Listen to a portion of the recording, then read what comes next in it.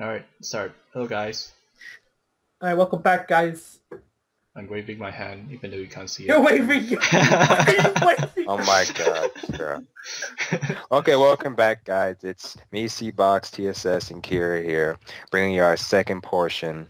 We're going to talk about Stride, Legion Rival Campaign, and our thoughts for the future as these things get rushed into the English meta. Yeah, because this is going to be here like literally in 2 months. Month after monthly and release. for those who may have listened to the last video that Leo is also in this call, Leo's very shy. Leo's just here to listen to us talk. Leo, don't unmute your mic. Leo will totally unmute it. Anyway. The thing is, so Leo's mic doesn't work, and it makes this horrible sound. Yeah. Yeah. So I said, okay, I think we start with the Legion campaign. The full Legion campaign, not just... No, we already covered most of them last episode. Yeah, just gonna talk about the 3 from Stride, from G. So, first one. Including Astaroth. Yes, that's the first one. Amon's leader, Astaroth. Oh my god, that's leader, Astaroth. Let's hit 80k. Actually, the name was been changed to Amon's mastermind, Astaroth. Oh, wow. Oh. Okay. I didn't know. I didn't know. Yeah, I just saw it, actually. They changed it to Mastermind, which is actually, I like that name a lot better. So, yeah, for those who don't know, Amon is getting the Legion. It is amazing. When you're in Legion, for every 10 Dark Irregulars in your soul, gains an extra critical. Really? I thought it was any 10 soul. Maybe any 10 soul. I can't remember exactly. Most Dark Irregulars require It is any 10 soul. Okay, any 10 soul. Yes. Excuse me. And then his secondary skill. Whenever one of your opponent's rear guards is retired by one of your effects, you may soul charge 3. Which is really amazing because for a Legion, because when you're in Legion, Amon's in the Vanguard circle, so you can use Amon's counterblast, moving your rear guards to the soul, so they have to choose and retire something. So let's say best case, you put a Dimension Creeper into the soul with Amon's skill. They retire something. Astaroth skill, you soul charge 3. If the ring is out, get another 3. 6, 9, Soul Blast, Soul Blast, Soul Charge 2. So for one counter blast, you soul charged 5 times. No, you soul charged a total of 5 cards, but in total you've soul charged what 6 times that turn. Wow. Yeah, you also move the unit into the soul. Talk about deck count. Yeah, so if you have Doreen or Isaiah, 6 times 3, guys. What? I'm not here to do math. 18. Let's do it. 18. So if you have Doreen, power plus Doreen plus 6,000 base. Or Isaiah, while you're 18, 27 on their own. That is ridiculous. Really good. So good, especially since you have all of Amon support. You have the Hill Sisters, the Soul Charge 2. It's just great. It's really amazing. I just love it. I mean, Hadar and Isaiah, I really like them. Generic Dark Irregular support is good. It's fine, but with Amon support, you have the Hill Sisters. It's so much faster, really. It's really faster. And then you have Amon in the Vanguard circle, 10 cards, and so that's 31k double crit, unboosted. Unboosted, and then it is boosted. Depending, I've seen Amon hit. I've seen Amon hit consistently an 81k mark. No, like last time I used Astaroth. I can't remember exactly what deck I was fit. No, I was fighting the Great. Actually. No, I wasn't. I was fighting Kagro Stride. This guy was constantly zapping my field, but I didn't care because I was hitting for 31 double crit every freaking turn. It was ridiculous. So when he finally ran out of Stride, I just kept pushing and boom, I won. It's just... Kagro Stride, all you do is retire. So if you're fighting a Vanguard-based clan, what are you going to do? Because I had 10 cards in my soul, I was set. Just hit harder than them. Exactly. Yeah, once you're able to hit harder than them, eventually when he finally ran out of the perfect guards, like he perfect guarded 3 times in a row. When he finally ran out, it was over. Just over. Actually, you don't even have to worry about playing a field. You could just play 3 cards for like the whole game. Exactly. That's exactly what I did. Because I knew if I called something, he was going to get popped. So I was just like, okay, I'll call this, attack a rear guard, attack, boom. That's what I did. I just got to wait. Just wait. Because he's going to run out perfect guards. And then he's going to be dead. That's what you get for being patient, guys. You get rewarded with these huge plays.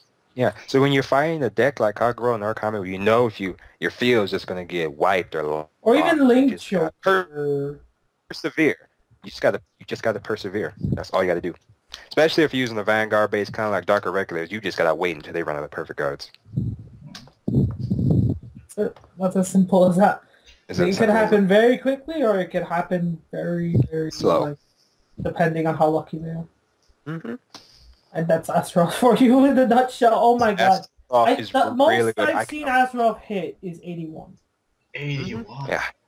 It can be, and it can go further than it has the potential to go even further. On the deck out. Like, as long as you got that. As long as you win that turn, who cares if you keep close to that? As long as you have at least 3 cards in your deck, and one of them isn't a draw trigger, you're good. Yes. That's really Azeroth, amazing. I cannot wait to get it. I think Amon's like 10 to 15 right now. Its price has been going up and down recently, so I got to get my copy soon. Get your copies now while you still have the chance. Mm-hmm. Seriously. Yeah. Seriously. What's next? Same thing I want to say probably for the end, because the cross... the end should already be like... the end's never... His price is never going to go down. This is the end we're talking. The end is around 20 to 25. What is the end? Okay. So it's always been like that. I expected to hit 30. Yeah, it was 30 at one point. It's going back up to 30. It's going. I'm gonna tell you right now. When the cross hits, so you guys don't know, the cross is the end. Alright, so the cross. I want to talk about this. The cross is what's been dominating Japan right now, and there's no denying it. It won nationals there earlier. We found out it won nationals this week. Oh, it did. Wow, I'm surprised. It won because no one plays Oracles. We still don't know the full list for that tournament, but the top 8 of that tournament was literally for the cross. Everyone were playing that deck. And 4 Royal Paladin. I don't know if everybody was playing the cross, but this is what you expect from tournaments. You're always going to see those big top decks in any game, and there are always going to be a bunch of them, and they're going to fight each other. So the chances that one of them is going to top out, it's high. It is high. I'm not gonna. I mean, for Vanguard, it's Kagero, Gold Paladins, and it's Royal Paladin. Paladin. Basically, your Paladin is Kagero. Hey, the finals was on YouTube, but I don't know. I'm too lazy. I should go watch that at some point. But anyway, the cross. It was a mirror match. Yeah, it was a mirror match. Of course, it was a mirror. So boring. Like almost 80% of champion matches are mirror matches. Come on, guys, we know this. If you guys want to watch it, go find it on YouTube. Maybe I'll have Kira put it in the link in the description. Yeah, the cross. Not surprising, because when you Legion with the cross, you get to search for the end or itself. Yeah. So. Yeah, and that's probably why I think the cross is broken. I have no problem. I have no problem with it. Yeah, I have no problem. You just play passive. It's a mind game card, because you're gonna grab the cross, you're gonna attack with the Vanguard. They're gonna think, unless you only have one card in your hand, you have the end, so they don't want to guard it. And if they don't guard it, you use the cross skill and snipe 2 rear guards. It's all a mind game card. That's what I really like about it. Yeah, or you just if you grab the end, then they automatically know you have the cross in the hand, so they're fucked anyway. So that's usually how it works. Because you're always going to grab the cross. If you grab the end, then they're automatically going to assume, unless you only have one card in your hand, you have the cross as well, because there's no reason you wouldn't grab the cross over the end because of those mind game tactics. Yeah. That's what's really good about the card. It's all mind games. And that's probably why the deck has a consistent top rate as well. Yeah, I don't think No, which is why people should play Oracles. Okay, when you play Oracles, you will not have problem dealing with the cards, because you will guard everything, and even if it retires your units, you can get them back easily. Really easily. I can do that the same way with my Grand Blue. I don't have any problem with it. I've never had a problem with Bro. Grand Blue can bring stuff back and draw cards as well altogether. So that just adds to the fuel. Yeah. That's the fuel. Never had a problem with it. Other clans, sure, but it's really people overhype things. They really do. I mean, the end, the cross, it's an amazing Legion. I'm not surprised at the top. If Honestly. only because almost everybody and their mother was playing it in the tournament, but I digress. I still don't understand That's gonna why happen. they gave it a search skill. They flat out said when you Legion you get to search. That was that I think Without that skill, it wouldn't be anything important. That I skill know makes it would be the same as any other Legion. Mm-hmm.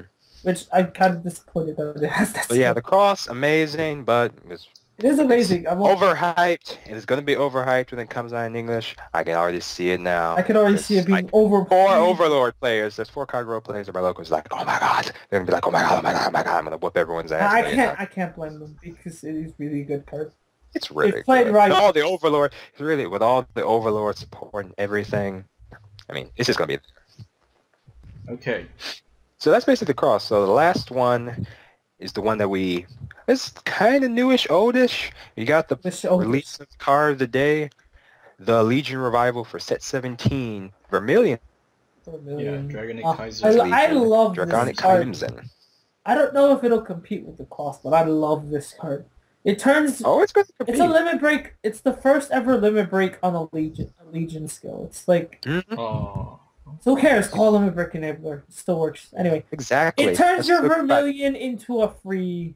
Yes. It removes Vermilion's Counterblast 3 ability. Just one time. And all essentially. Just one time. Well, per turn. That's all you need. But that's all you need.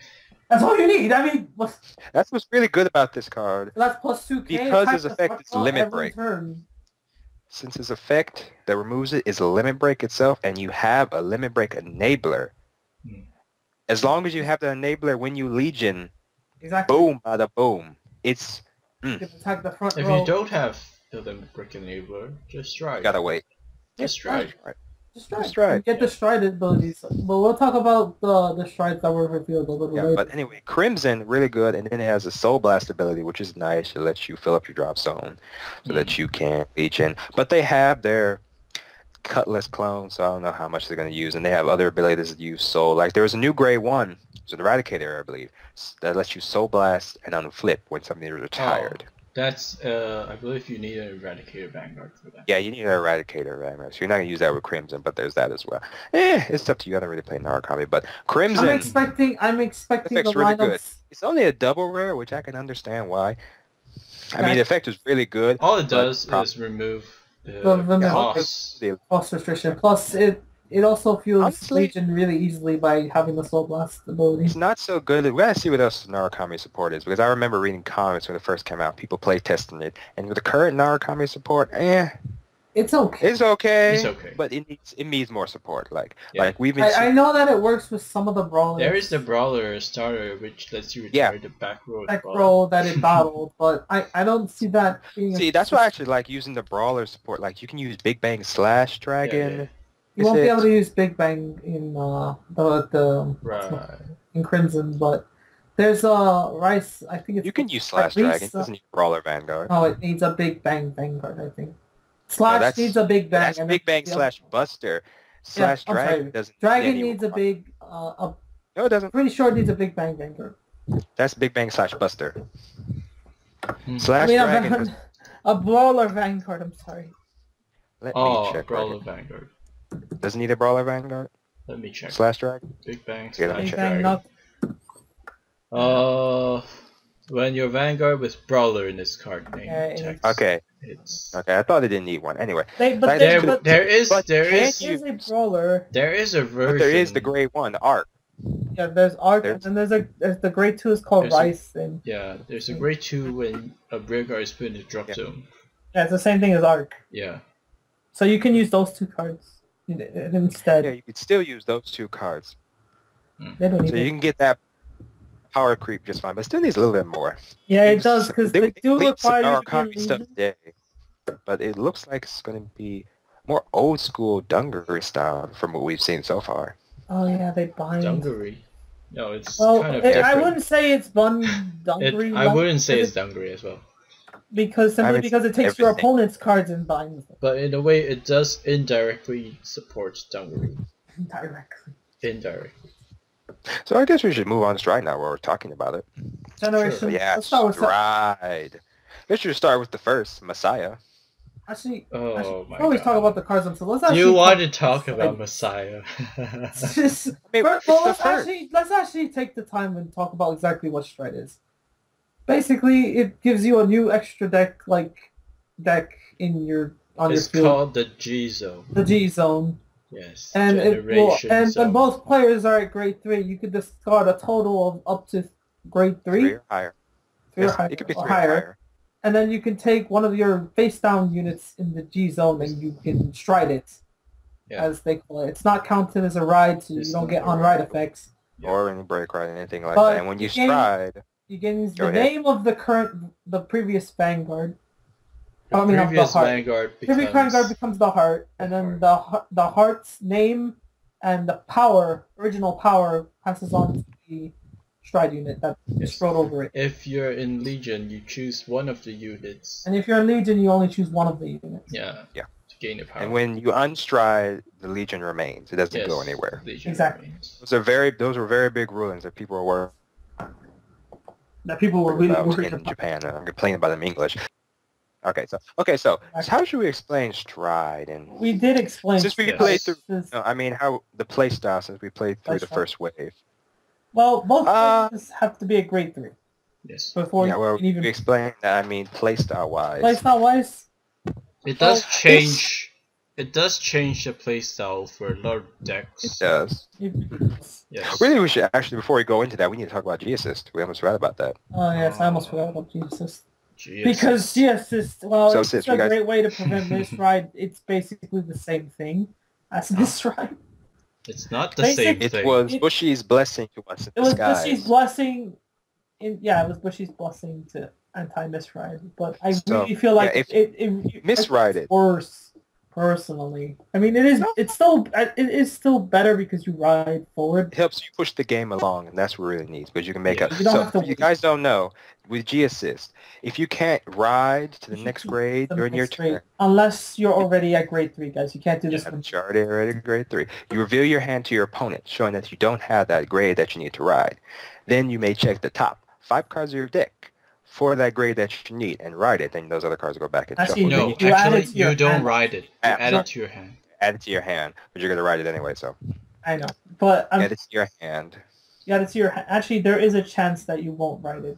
Of course. Before you add it to your hand, you remove 2 cards. No, actually, that's after you add it. That's added. Yeah, you have to check first. Yeah, you got to check first. Otherwise, you're getting rid of 2 cards.